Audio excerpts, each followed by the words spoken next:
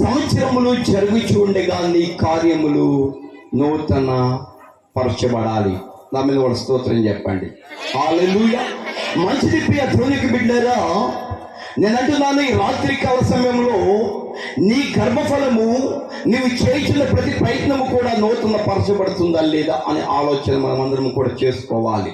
ఎందుకంటే ఆత్మీయ స్థితిలో మనము నూతన పరచబడుచు, మన గృహ విషయంలో, మనం చేస్తున్న ఉద్యోగాల్లో, వ్యాపారాల్లో, వ్యవసాయాలలో మన గర్భఫలాలలో కూడా నూతన పరచబడుచు, నూతన హృదయం కలిగి మనం నూతనంగా మనం జన్మిస్తూ ఉండాలి ప్రతి నిత్యము కూడా. హల్లెలూయా. అది ఆత్మీయ స్థితిలో కానివ్వండి, ప్రతి విషయంలో కానివ్వండి, మనము పరిశుద్ధ గ్రంథంలో ధ్యానం చేస్తున్నప్పుడు చక్కని మనము ప్రవక్తలను, యాజకులు చూస్తూ ఉన్నాం. అటువంటి వ్యక్తి తన యొక్క తల్లి చేసిన ప్రార్థన తనను నూతన పరచబడడానికి అవకాశం ఇస్తున్నది. హల్లెలూయా.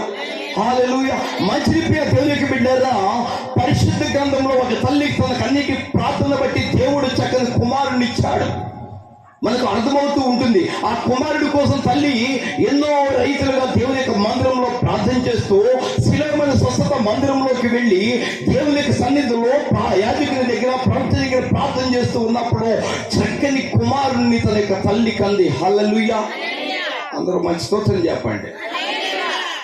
నేను అంటున్నాను, ఈ రాత్రి కాల సమయంలో ప్రియ యవన తమ్ముడు కానివ్వండి, యవన చెల్లి కానివ్వండి, నిన్ను కనడానికి ముందు నీ తల్లి ఎంత కన్నీటి ప్రార్థన చేస్తుంటది. ఆ యొక్క డెలివరీ అవుతున్న పరిస్థితుల్లో కానివ్వండి, నిపుణత కానివ్వండి, బాధతో కానివ్వండి, ఏ రీతిలుగా నిన్ను కన్నో తెలుసా ప్రియ దేవునికి బిడ్డరా, అది తెలుసుకుని నువ్వు జ్ఞానంతో దేవుని యొక్క కొరకు, దేవుని యొక్క ప్రజల కొరకు, దేవుని యొక్క వాక్కు కొరకు నువ్వు బ్రతికాలని దేవుని యొక్క వాక్యం తెలియపడుతుంది. హల్లెలూయా. అందుకనే ప్రియ దేవునికి బిడ్డరా, అన్న తన యొక్క జీవితంలో, తన యొక్క ప్రార్థన జీవితంలో తన కుమారుడి కోసం ప్రార్థన చేసినప్పుడు, తన కుమారుడు దేవుని యొక్క సన్నిధులు యాజకుల దగ్గర పెరుగుతున్నప్పుడు తన కార్యములు ఎలా ఉన్నాయి తెలుసా? నూతన పరచబడుతూ ఉన్నాయి. హల్లెలూయా. నేను అంటున్నాను, ఆయా పరిస్థితుల్లో దేవుడు సమూయేలుతో మాట్లాడడానికి అవకాశాన్ని ఇచ్చాడు సమూయేలుకి. ఎందుకంటే సమూయేలు తన యొక్క జీవితంలో కానివ్వండి, తన తల్లి చేసిన ప్రార్థన కానివ్వండి, తన తండ్రులు చేసిన ప్రార్థన కానివ్వండి, దేవుడు తనతో మాట్లాడడానికి అవకాశం ఇచ్చాడు. హల్లెలూయా.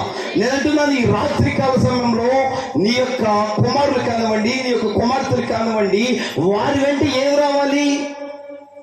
కృప, క్షేమములు వారి వెంట రావాలంట. హల్లెలూయా. తరం తర్వాత తరాన్ని నా దేవుడు దీవించాలని, నీ కుటుంబంలో నీ కుమారుడు కానివ్వండి, నీ కుమార్తెలు కానివ్వండి, నీ భర్తలు కానివ్వండి, నీ బిడ్డలు కానివ్వండి, నీ భార్యలు కానివ్వండి, నా దేవుడు ఎవరిని కూడా విడిచిపెట్టే దేవుడు కాదు. నీవు నేను అనాలోచితకు పుట్టిన వారు కాదు. ఎందుకో తెలుసా? దేవుడు ఒక ప్రణాళికను కలిగి ఉంటాడు.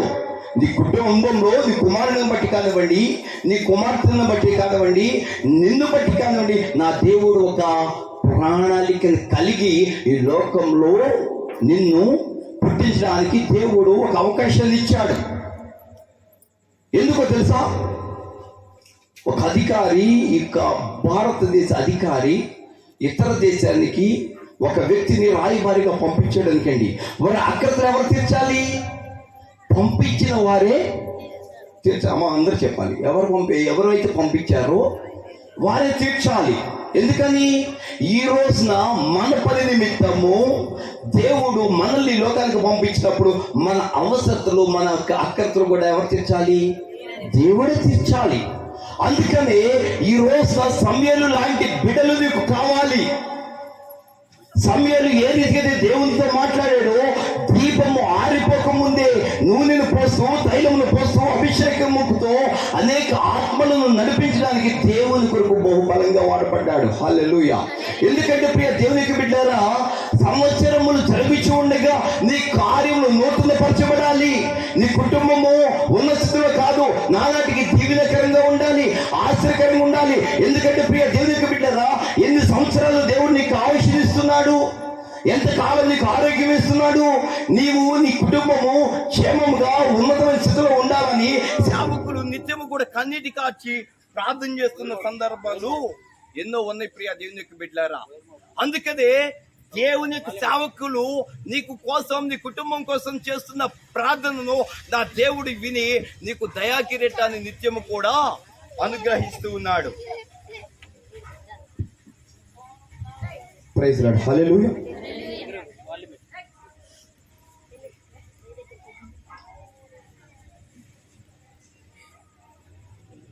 యేసయ్యా నిన్ను వెళ్ళంటగానే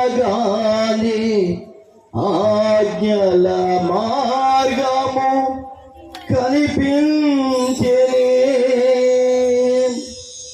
నీవు నన్ను నడిపించగలవు,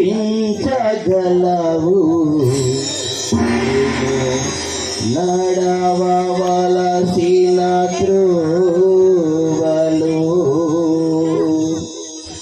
నీవు నన్ను నడిపించగలవు, నేను నడవవలసిన త్రోవలో సుగుణాల సంపన్నుడా,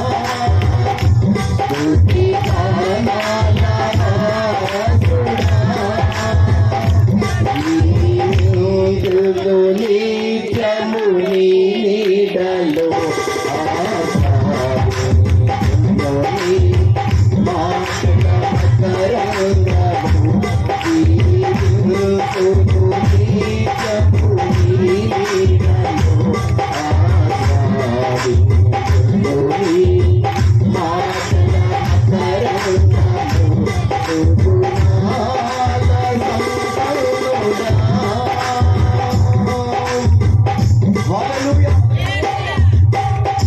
మంచిది ప్రియ దేవునికి బిడ్డారా.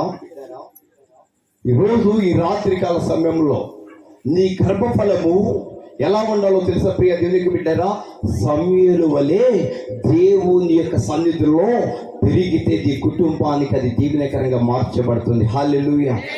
అందుకనే ప్రియ దేవునికి బిడ్డారా, తన తల్లి చేసిన ప్రార్థన కానివ్వండి, తనకు ఆత్మ తల్లి గారు మరి గ్రేసం గారు చేసిన ప్రార్థన కానివ్వండి, సంఘ బిడ్డలు చేసిన ప్రార్థన కానివ్వండి, దేవుని చిత్తము కానివ్వండి, ఈ రోజు ఎన్ని శ్రమలు వచ్చినప్పుడు, ఎన్ని అవమానాలు వచ్చినప్పటికీ, ఎన్ని బలహీనపడ్డ పరిస్థితుల్లో, అనారోగ్య పరిస్థితులు ఉన్నప్పటికీ కూడా నీ సేవకులను మరి సహోదరులు ఎలీషా గారిని నా దేవుడు సంవత్సర దగ్గర ధరింపజేస్తూ ఆయన చేస్తున్న ప్రతి కార్యమును కూడా నూతన పరుస్తున్నాడు. హల్లెలూయా. నేను అంటున్నాను, ఈ రాత్రి కాల సమయంలో వాక్యం వింటున్న నీ జీవితంలో కానివ్వండి, ఎంతసేపు ఉందో వింటున్న ప్రతి వారి కుటుంబాలలో కానివ్వండి, సంవత్సరము తరబడి సంవత్సరాన్ని నా దేవుడు ఆయుష్ ఇస్తుండగా, ఆరోగ్యం ఇస్తుండగా, నీ ఎముకలకు బలం ఇస్తుండగా, నీ నరములకు స్వస్థత ఇస్తుండగా, నీ దేహంలోకి ఆరోగ్యం ఇస్తుండగా, నీవు నీ కార్యములు నూతన పరచబడుతున్నాయా లేదా ఒకసారి ఆలోచన చేసుకోవాలి ప్రియ దేవునికి బిడ్డారా. అందుకని ప్రియ దేవునికి బిడ్డారా, సమూయేలు లాంటి యొక్క ప్రవక్తలు నీ గర్భంలో జన్మించాలి. అందుకనే నా తేలిక వాక్యం తెలియపరుస్తుంది. ఎందుకో తెలుసా? సమూయేలు ఈ పెద్దల దయను చిన్నల దయను దేవుని దయను వర్తిల్చి ఉన్నాడంట. హల్లెలూయా. ఈ రోజు నువ్వు ఎవరి దయను వర్తిల్చున్నావు ఆలోచించేయండి. ఎవండి, కనీసం తల్లిదండ్రుల యొక్క దయను నీ మీద ఉంటుందా? కనీసం నీ వల్ల ఎవరికి ఉపయోగం ఉంటుంది? కుటుంబానికినా, సంఘానికినా, దేవునికినా, ప్రజలకినా, ఇంటి వారికి, ఎవరికి నీ వల్ల ఉపయోగం ఉంటుంది? ఒకసారి నువ్వు ఆలోచించి, నీ కార్యంలో నూతన పరచబడాలంటే, నీవు ఉన్నతమైన భవిష్యత్తులో ఉన్నతమైన స్థితిలో ఉండాలంటే, నీవు దేవుని యందు భయము భక్తి కలిగి దేవుని యొక్క మందిరంలో పెరిగితే, దేవుని యొక్క యాజకుల దగ్గర పెరిగితే, దేవుని యొక్క సంఘంలో పెరిగితే, నీ వెంట దేవుని యొక్క కృప వస్తుందని దేవుని యొక్క వాక్యం తెలియపరుస్తుంది. మరి సమయంలో అలాగే పెరిగాడు కదా. అన్న తన యొక్క ప్రార్థనలో, దేవా నాకు ఒక కుమారుని ఇస్తే మరలా నాకు ఇచ్చిన కుమారుని నీ సేవ కొరకు పెంచుతానని ఒక తీర్మానం చేసుకో. నువ్వు దేవుని యొక్క మందిరంలో పెంచు, దేవుని యొక్క సంఘంలో పెంచు. దేవుని కొరకు పెంచితే దేవుడు నీ కొరకు గొప్ప కార్యాలను చేసే దేవుడే ఉన్నాడు. హల్లెలూయా. నీవు దేవుని పని చేస్తే దేవుడు నీ పనులను చేస్తాడు. నీకు అసలు దేవుని పని చేయాలని ఆలోచన నీకు లేదు కాబట్టి నీ పనుల భారం మీద నీకు సమయం సరిపోదు, ప్రార్థన చేయడానికి సమయం సరిపోదు, వాక్యమును ధ్యానం చేయడానికి సమయం సరిపోదు. అన్ని పనులన్నీ నువ్వు పెట్టుకుని నీకు ఎవరు సహాయం చేస్తారు? ఎవరు కూడా నీకు సహాయము చేయరు. ఒకవేళ నీకు సహాయం చేయాలంటే దేవుడే సహాయం చేయాలి. ఎందుకంటే నువ్వు దేవుని యొక్క పని మీద ఉన్నావు కాబట్టి, దేవుని యొక్క పని చేస్తున్నావు కాబట్టి, నా దేవుడు నీ స్థితిలో నీ పరిస్థితుల్లో ఏది కూడా నిర్లక్ష్యము చేయడు. హల్లెలూయా. అందుకనే ప్రియ దేవునికి బిడ్డారా, సంవత్సర దయకిరిని దేవుడు ధరింపజేస్తున్నప్పుడు నీ అడుగులు, నీ మనసు ఎలా ఉండాలో తెలుసా?